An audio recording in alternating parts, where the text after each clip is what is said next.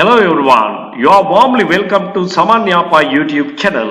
This is your favorite program, දවසකට වතාවක් කතාවට රටාවක්. මම දන්නේ නෑ ඔයා කවුද කියලා. මම දන්නවා ඔයාගේ වයස කීයද කියලා. ඔයා මට කියනවද ඔයාගේ නම මොකක්ද කියලා. අපි දන්නේ නෑ ඔයා කොහෙද ජීවත් වෙන්නේ කියලා. මට කියනවද ඔයා කවුද කියලා. අපි දන්නවා ඔයා කොහෙද යන්නේ කියලා. ඔයා දන්නවද මම කවුද කියලා? මෙන්න මේ වාගේ අදහස් ප්‍රකාශ කිරීම සඳහා ඔයාට සාමාන්‍ය ජීවිතයේදී සිද්ධ වෙනවා. මෙන්න මේක හරියටම කියන හැටි බොහෝ දෙනෙක් දන්නේ නැහැ. ඒ නිසා අද දවසේ පාඩමේදී ඔයාට මේ සියල්ල ඉගෙන ගන්න පුළුවන්කම තියෙනවා. සුපුරුදු විදියටම පාඩමේ මුල ඉඳන් අවසානය දක්වා රැඳී ඉන්න ඔයාට මේ සියල්ල හොඳින් ඉගෙන ගැනීමේ හැකියාව තියෙනවා. මම දන්නේ නැහැ ඔයා කවුද කියලා. I don't know who you are. I don't know who you are. I don't know who you are. දැන් සාමාන්‍යයෙන් අපි ඔයා කවුද කියලා අහන්නේ who are you? Who are you කියලා. නමුත් මෙවැනි ප්‍රශ්නයකට මුලින් යම් ප්‍රකාශනයක් අපි කරනවා නම් නියත වශයෙන්ම මේ ප්‍රශ්නය තවදුරටත් ප්‍රශ්නයක් විදිහට තියන්න බෑ. ඒක ප්‍රකාශනයක් සේ ඉදිරිපත් කළ යුතුයි. මෙන්න මේකයි අද දවසේ පාඩමින් ඔයා අනිවාර්යයෙන්ම ඉගෙන ගත යුත්තේ. මම දන්නේ නෑ ඔයා කවුද කියලා.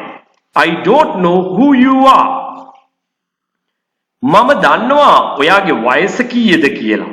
අපි සාමාන්‍යයෙන් ඔයාගේ වයස කීයද කියලා අහන්නේ how old are you? How old are you? නමුත් මෙතනදී මුලින් අපි යම් ප්‍රකාශනයක් කරන නිසා ඒක තවදුරටත් ඒ ආකාරයෙන් තියන්න බෑ. අපි ඒක ප්‍රකාශනයක් විදිහට කියන්න ඕනේ. I know how old you are. මම දන්නවා ඔයාගේ වයස කීයද කියලා. I know how old you are. අපි මෙහෙම කිව්වොත් I know how old are you කිව්වොත් ව්‍යාකරණානුකූලව ඉංග්‍රීසි වැරදි. නමුත් එහෙම හෝ ඔයා ඉංග්‍රීසි කතා කරන්නේ කතා නොකර ඉන්නවට වඩා වැරදි හෝ කිරීම ඉතාම වටිනවා. නමුත් එහෙම කරනවා නම් ඔයාට වඩාත් නිවැරදි ක්‍රමය කියලා දෙන එකයි අද දවසේ පාඩමේ අරමුණ වෙන්නේ. මම දන්නවා ඔයාගේ වයස කීයද කියලා. I know how old you are. ඔයාට පුළුවන් ද මට කියන්න ඔයාගේ නම මොකක්ද කියලා? Can you tell me what your name is? Can you tell me what your name is? අපි සාමාන්‍යයෙන් ඔයාගේ නම මොකක්ද කියලා අහන්නේ what is your name? What is your name? නමුත් අපි මෙතනදී what is your name ප්‍රකාශනයක් බවට පත් කරනවා what your name is කියලා හේතුවේ මුලින් වෙන කොටසක් අහන නිසා. Can you tell me what your name is? අපි දන්නේ නැහැ ඔයා කොහෙද ජීවත් වෙන්නේ කියලා. ඔයා කොහෙද ජීවත් වෙන්නේ කියලා අපි ප්‍රශ්නේ අහන්නේ කොහමද? Where do you live? Where do you live කියලා. නමුත් මෙතනදී අපි දන්නේ නැහැ කියන කොටස වාක්‍යයට එකතු කරනවා. We don't know. එතකොට අපිට තවදුරටත් මෙය ප්‍රශ්නයක් විදිහට අහන්න බෑ. අපි ඒක අහන්න ඕනේ අර සුපුරුදු විදිහට නෙමෙයි වෙනත් ක්‍රමයකට. do කියන උපකාරක ක්‍රියාව, does ඒ වගේම did කියන උපකාරක ක්‍රියා අපිට නිතරම උදව් කරන්නේ හැංගිලා ඉඳලා තවත් ප්‍රධාන ක්‍රියාපදයක් තුල සැඟවිලා ඉඳලා. අන්න ඒ නිසා තමයි මේවට කියන්නේ hidden auxiliaries කියලා. සැඟවුණු උපකාරක ක්‍රියාපද කියලා. ඉතින් මේ සම්බන්ධව තාමත් ඔයා දන්නේ නැත්නම් මගේ channel එකේ මේ සම්බන්ධව මම උගන්වපු පාඩම් තියෙනවා. ඔයාට පුළුවන් එතෙන්න ගිහිල්ලා ඒ සියල්ල හොඳින් අධ්‍යයනය කරන්න. අපි දන්නේ නැහැ ඔයා කොහෙද ජීවත් වෙන්නේ කියලා.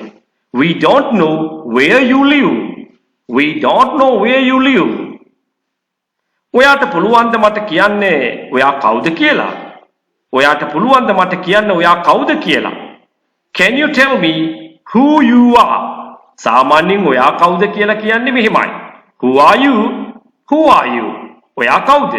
නමුත් මේක ප්‍රකාශනයක් බවට පත් කිරීමේදී who you are කියලා කියන්නට ඕනේ. Can you tell me who you are? ඔයාට කියන්න පුළුවන් ද මට ඔයා කවුද කියලා? අපි දන්නවා ඔයා කොහෙද යමින් ඉන්නේ කියලා. අපි දන්නවා ඔයා කොහෙද යන්නේ කියලා.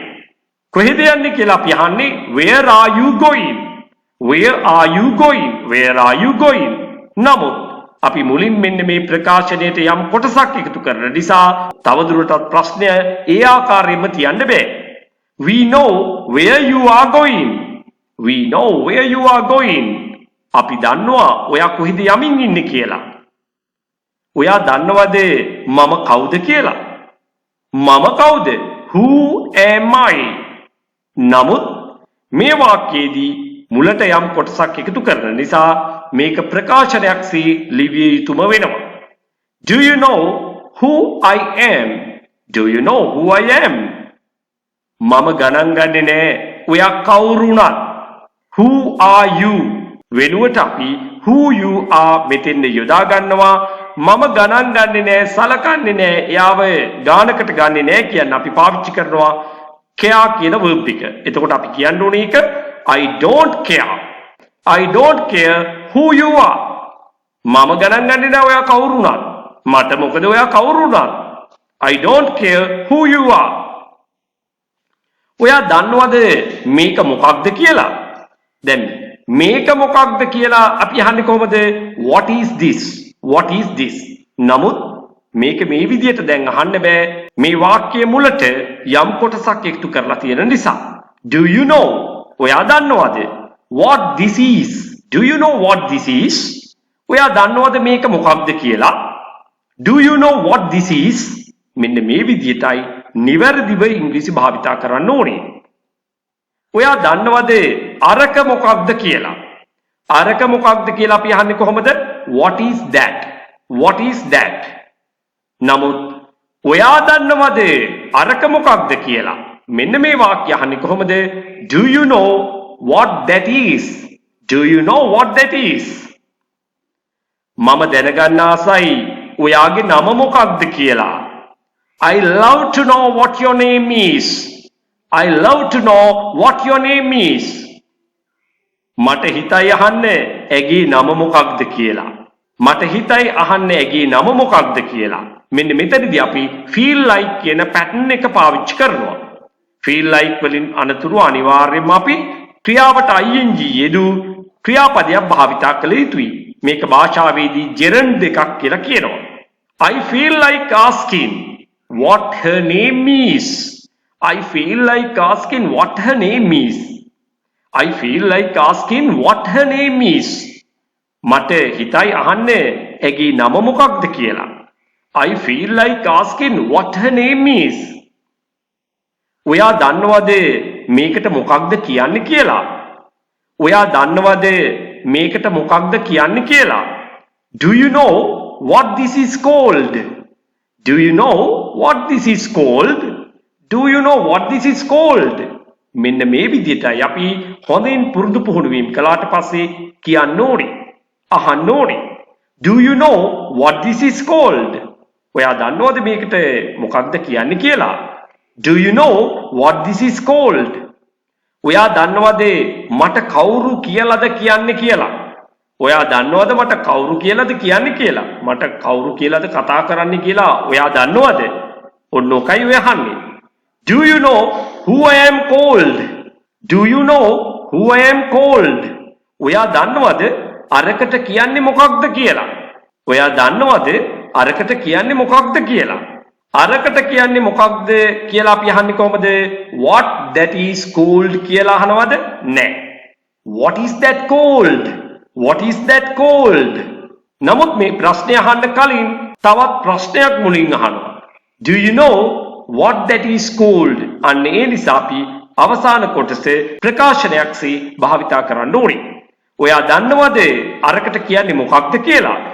Do you know what that is called? Do you know what that is called?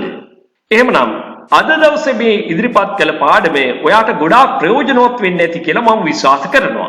ඔයා මේකෙන් ප්‍රයෝජනයක් ගත්තා නම් ලයික් කරන්න, කමෙන්ට් කරන්න, ඒ වගේම මිතුරන් අතරේ ෂෙයා කරන්න අමතක කරන්න එපා.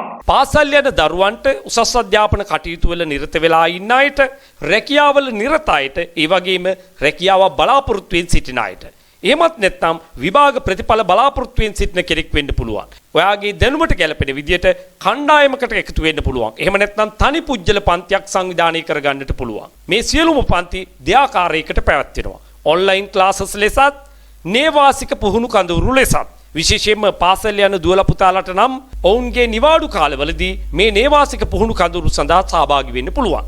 සාමාන්‍ය පෙළ විභාගයෙන් පසුව එහෙම නැත්නම් උසස් පෙළ විභාගයෙන් පසුව ප්‍රතිඵල බලාපොරොත්තු වෙන්න ඉන්න සිසුන්ට දින 45 නේවාසික කඳවුර සඳහා අනිවාර්යයෙන්ම සහභාගී වෙන්න පුළුවන්.